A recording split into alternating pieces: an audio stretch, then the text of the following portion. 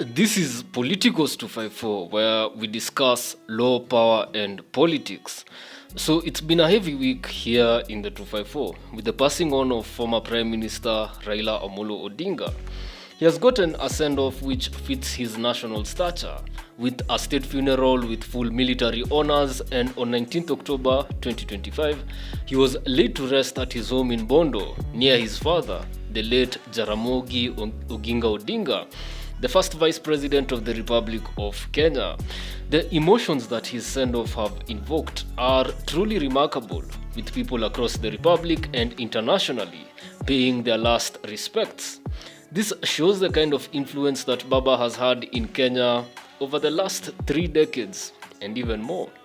Now, on the morning of 15th October 2025, just after the announcement of Raila's passing, news broke that Ruto had signed 8 bills into law. So, in today's video, I will be discussing some of the key contents of these bills and some of the criticisms that they are facing. Before we break down the bills that Ruto passed, I'll have to define some terms before we begin in order to make it a bit easier for you to follow. So I'll be defining an act, a bill, an amendment, and a repeal. So an act refers to a law that has been passed in parliament, assented to or signed by the president, and has been documented in the Kenya Gazette. An act has the force of law. A bill, on the other hand, refers to a draft act. In other words, it's a draft of a law which is still in parliament and hasn't been assented to or signed by the president. Now, bills do not have the force of law yet. For the purposes of this video, we will refer to the laws which were recently passed by Ruto as bills, okay? Because they were only assented to recently.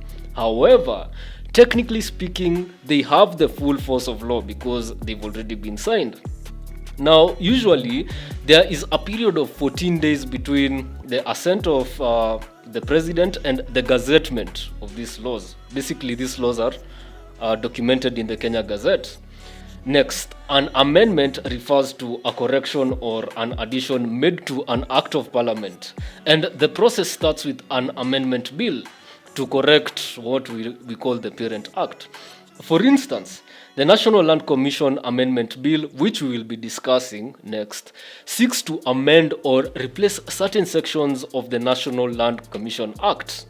So, upon the gazettement or signature of this bill into law, it will then become known as the National Land Commission Amendment Act. Okay, so you get the gist. Finally, I will be defining what a repeal is. So, a repeal means a new law which has come into place to replace an old one. So, the old law stops having the force of law. For instance, the Privatization Bill 2025, which Ruto signed, will repeal the Privatization Act of 2005, which has been in force since, of course, 2005.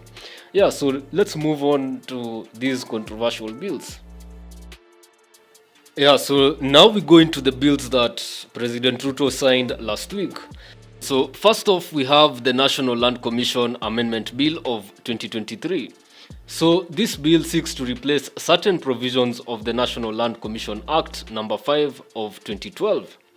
The amendment seeks to reinstate the National Land Commission's functions to continue admitting and processing historical land injustice claims. You see, in Section 15 of the National Land Commission Act, there had been a time limit of 5 years from the date of commencement of the Act for a historical claim to be admitted and processed by the National Land Commission. The amendment has thus removed the time limits on these claims. Now, critics say that the bill centralizes power in the executive, potentially reducing local and community input on land disputes and historical injustices. Next up, we have the Land Amendment Bill of 2024. Now, it is interesting to note that in my research, I've not found the actual document containing the contents of this particular bill online. So, if you have access to a PDF or something, kindly let me know in the comments. However, according to media reports, the Land Laws Amendment Bill of 2024 aims to amend the Land Registration Act of 2012 and the Land Act of 2012 to change the land ownership laws in Kenya. The most contentious proposal, according to reports, is an annual levy on freehold land, which is a stark departure from the traditional concept of owning land outright. This change is seen as a move to convert freehold ownership of land into leasehold, effectively altering the very nature of land tenure in Kenya. Freehold ownership, well, it means absolute ownership of land, whereby if you have freehold ownership outside urban areas or townships, there are usually no levies which are charged. In leasehold ownership, however, there are annual levies which are charged, and usually there's a duration during which one can use or sometimes own the land, an example being the 99-year leases. Now, according to an article by Amako Properties Limited, the bill primarily targets private freehold land in development areas, which includes residential and commercial plots in places like Kikuyu and Ngong. However, there are exemptions, like some agricultural land may qualify or not qualify for the exemptions. Small-scale farmers with customary land rights may have different protections, and so on and so forth. But you see, this means that there is a risk of dispossession for small freehold owners in urbanizing areas like Kikuyu and Ngong. The article by Amako also says that detailed exemptions and categories will become clear once the bill is gazetted and regulations are published. So guys, let's keep an eye on this bill, and again, if anybody has access to this document, kindly let me know in the comment section. Welcome to Politicals 254. Here we discuss law, power and politics. Like, share, subscribe, comment and support us on the M-Pesa till below. Let's get on to business. The third bill I'll be looking at is the Wildlife Conservation and Management Amendment Bill of 2023. So this bill seeks to amend the Wildlife Conservation and Management Act of 2013 in order to make further provision for the allocation of adequate facilities to county wildlife conservation and compensation committees which are established under the Act. Also, it provides a timeline of 12 months for the compensation for human death, injury or crop and property damage caused by wildlife. This bill makes further provisions for the payment of compensation and other entitlements due to local communities affected by wildlife. It also expands compensation for deaths or injuries from wildlife, as it now includes injuries or death caused by sea animals. Next up, we have the Computer Misuse and Cybercrimes Amendment Bill of 2024. Now, this bill has been trending, and it amends Section 27 of its parent act, otherwise known as the Computer Misuse and Cybercrimes Act of 2018, where it expands the offense of cyber harassment to include inducing feelings of suicide in a person as an offense. Okay. Now, it is interesting to note that the penalty imposed, well, this penalty has been doing rounds, and the penalty is a fine not exceeding 20 million shillings or imprisonment for a term not exceeding 10 years or both. It's interesting to note that this particular penalty is not as a result of this amendment. It has actually been in the Computer Misuse and Cybercrimes Act all along, and this act has actually been in force since 2018. Now, critics of the amendments under this particular bill are concerned about the vagueness of terms imposed in the bill and that they may be used by the state to suppress information. Next up, we have the National Police Service Commission Amendment Bill of 2024.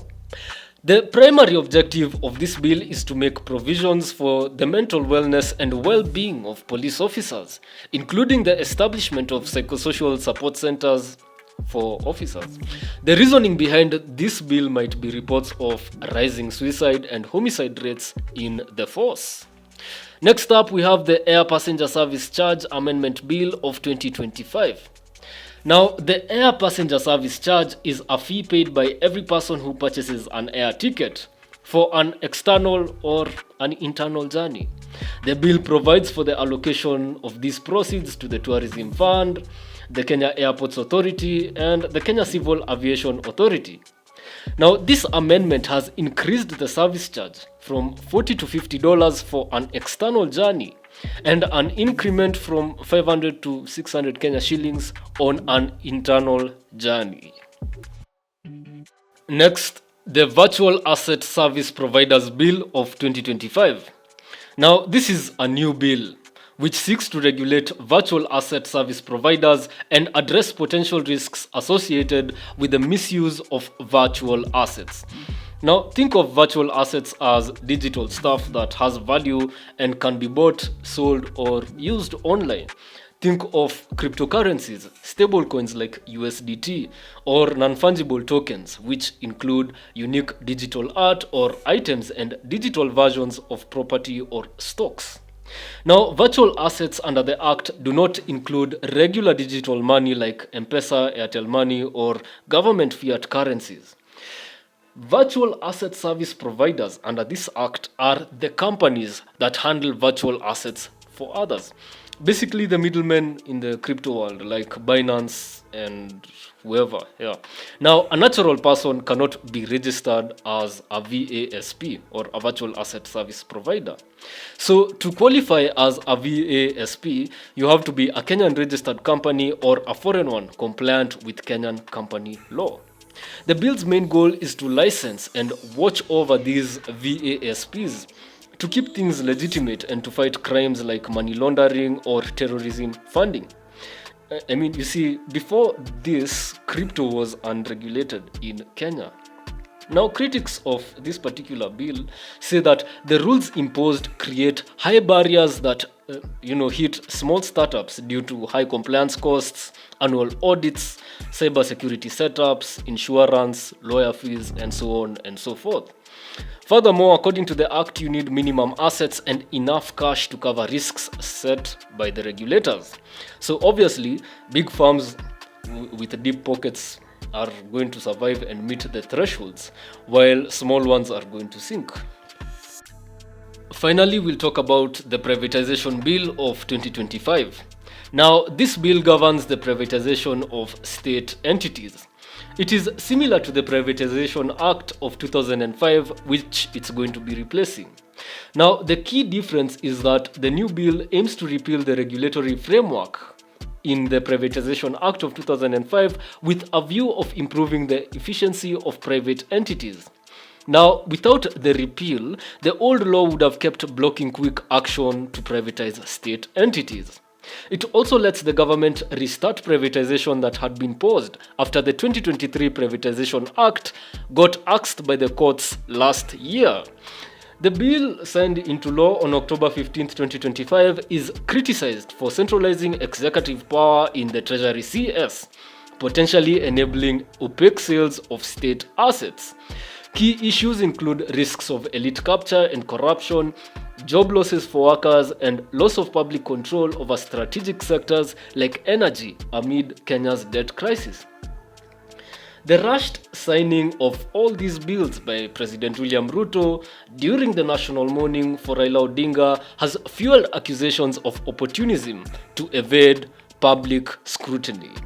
It is critical to know the contents of these bills, and we've looked at some of the key aspects in all the 8.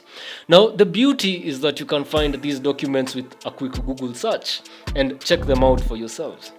Thank you for watching, and please let us stay informed.